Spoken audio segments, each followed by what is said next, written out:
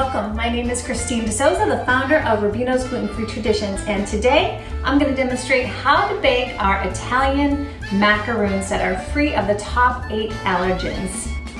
With Rubino's Italian macaroon mix, you don't need anything else to add to this except for water, if you can believe that. And I'm going to show you exactly how the magic happens in this bowl, because once you start, you might not believe it's going to work. It's magic. But if you stick with me and you stick with the mix, you will be amazed. Let's get started. Once you open the mix, you're going to find that inside is a surprise packet. And this is our binder. This is what we're going to mix with water into our Italian macaroons. So this part is really easy. You just turn the bag upside down. Dump everything into a nice big bowl. Give it a few taps, make sure you get everything out of there. Okay. Before you get too deep into it and get your hands dirty, make sure that you set your oven. So you want to preheat the oven to 350 degrees. Now once you've opened this sachet up, you've got a choice to make. You can decide for these almond macaroons if you would like to make a half a batch or a whole batch. And there's actually directions if you wanted to only make a half a batch compared to a whole batch, that you would put just 1 teaspoon of psyllium with 2 tablespoons of water and add that to 1.5 cups of our mix. Now, if you want to make the whole bag, of course, you double that, and there's enough to make the full bag, of course, inside this little sachet. So I'm going to make the full batch, of course, because I can't get enough. And I've got 2 teaspoons in this bag. I'm going to put that right here in this little separate bowl. 1. And of course we have it measured out for you, so you could technically just dump the whole sachet in there. That is no problem at all. But if you like to measure, it should be 2 teaspoons. And what's in here for the binder for this cookie is actually psyllium. And another question we get a lot is, how in the world can these actually be free of the top 8 allergens when it's an almond macaroon, an Italian macaroon, or some people know them by other names like amaretti, okay? We use a flavor that is made from peach and apricot seeds. And that is how we get such an accurate flavor. Absolutely delicious and totally authentic. Now, we've got our psyllium in here. What I'm gonna do is I'm gonna put 4 tablespoons of water.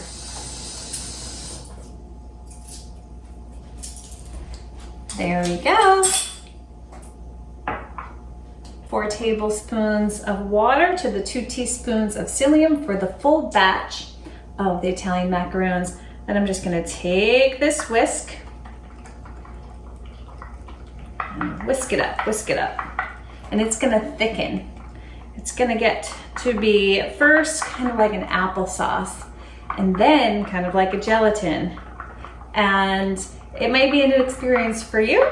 Not a whole lot of people have experienced baking with psyllium, but it's a lot of fun and there's a lot of possibilities, and it makes this Italian macaroon come out with just the right texture, which is crispy on the outside and soft on the inside. So good. I'm going to give you a close-up of this in just a second so that you can see.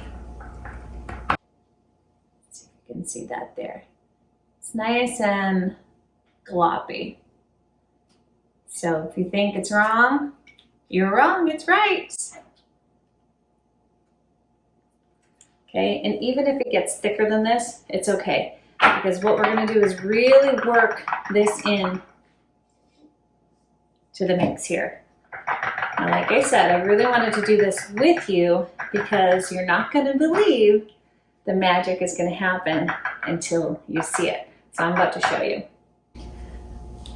Now, the next step is to take this psyllium and you're going to just blop it in, little pieces at a time, to different areas of the mix. Oop, our oven is preheated.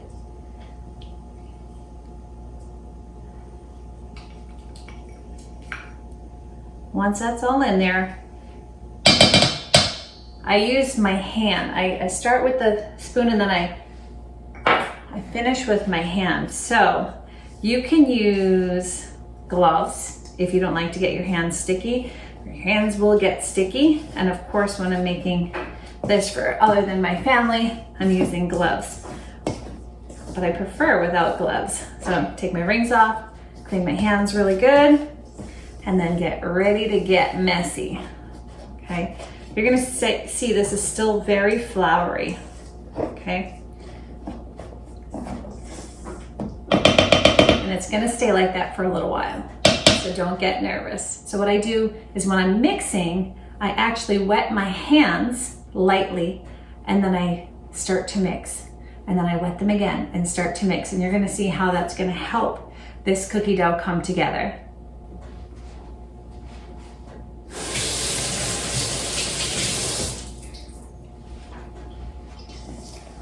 So you're gonna start squeezing the psyllium.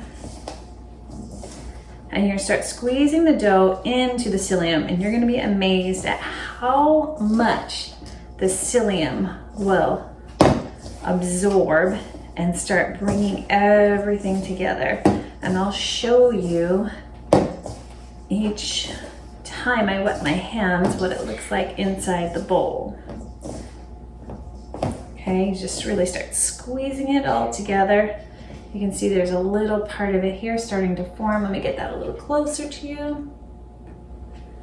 I'll wet my hands again.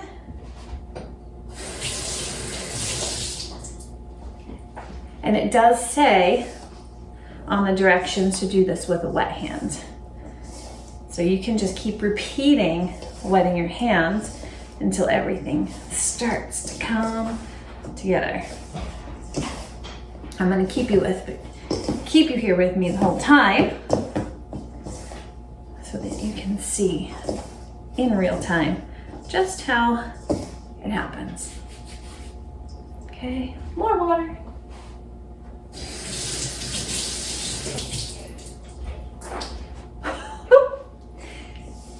Another thing you can do is you can always just keep a bowl of water next to you so that you don't have to go from sink to the bowl here, sink to the bowl, sink to the bowl.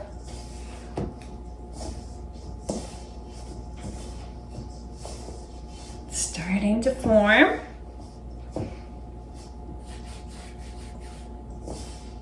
Starting to form. Oops, lost a little bit.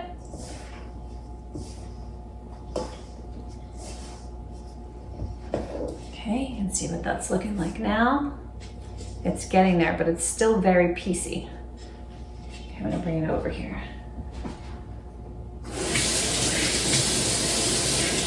See little drips.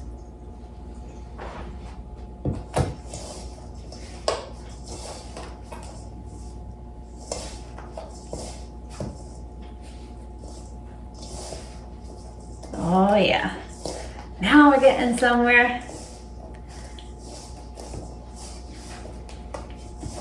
As it starts to come together, then I start pressing with my palm, and then a little at a time, then I can start folding it, okay?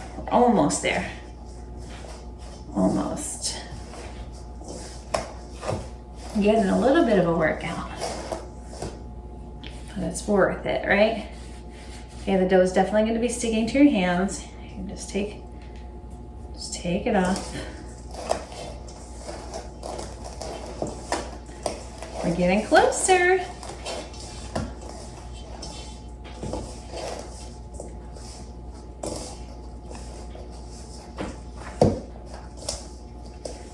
Okay, we're getting very close.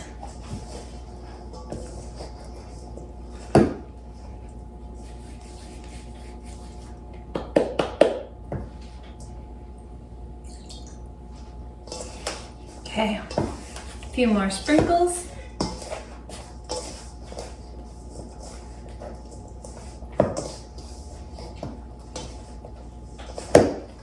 Okay, look, it's starting to get there. And the whole time it smells so good.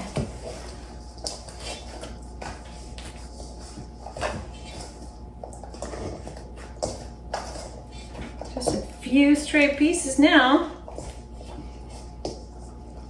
So now you can see it's starting to do its magic.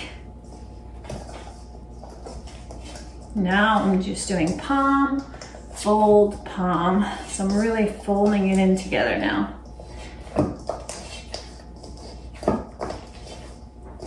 It really doesn't need any more water at this point. It's picking everything up. It's holding everything together. Now you just have to get it where there's, you know, the pieces aren't really crumbling off. So you have to just work it a little bit more. Hey, but Italian cookies are like that, right? There's always a little secret to Italian cookies, and each cookie has its own special secrets. And today you are learning the secret of these allergen happy cookies. 3 from the top 8. You never thought you'd have almond macaroons again, did you? It's a good workout if you need to switch hands.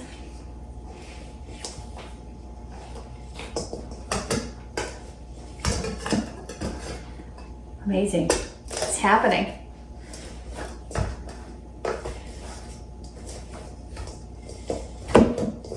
Okay, a little sticky. You want it to feel a little sticky, but one piece. Look, nothing else in that bowl, just a little bit of residue.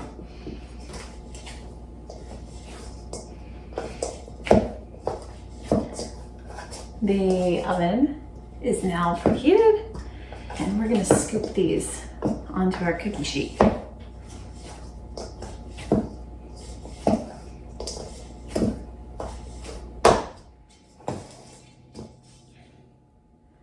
So we did it. We got the dough to be in one big ball. And so now what we're gonna do is grab our cookie scoop, and you can use a cookie scoop, or you can use 2 spoons, or you can just use your hands. You can do, you know, pretty much however you would like to get the cookies from here to there in a circular shape.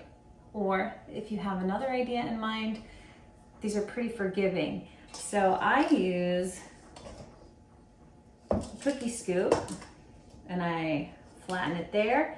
And then again, what I do is I kind of press my palm against it and I take a little off so that it's really just, it's not too big, because you want it to be just the size where it's still soft in the center, but it's not too gooey. Okay, so you want it to be just right. Okay, and then you just put it on there. They spread a little, not a ton, and I kind of press it down a little bit, because I like mine a little less gooey in the center.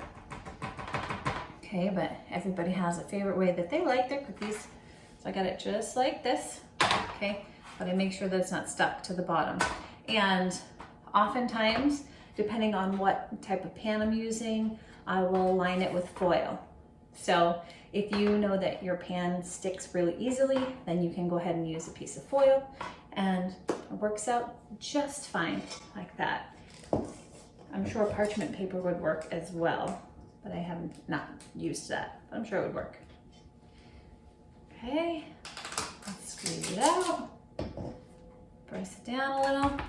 Now, you know who you're baking these for, and you know what allergies or food intolerances that either you or whoever you're baking them for has. So you can get creative within the realm of your regimen, right? So you might not have a nut allergy, right? Maybe you have a gluten allergy and an egg allergy, right? And these afford you to not have to use an egg. And in that case, if you wanted to top these with some traditional almond slices or pinole nuts or something else that maybe is not free of the top 8 allergens but is safe for you, then you can have a lot of fun with these. Chocolate chips are a fun one to add. I would say the drier, the better for whatever topping you decide to add though. Okay, so dry toppings work the best. I know a lot of times people will like to put some dry fig on there or cherries. Everybody has a favorite family tradition. So whatever works within your specific diet, you can have a lot of fun.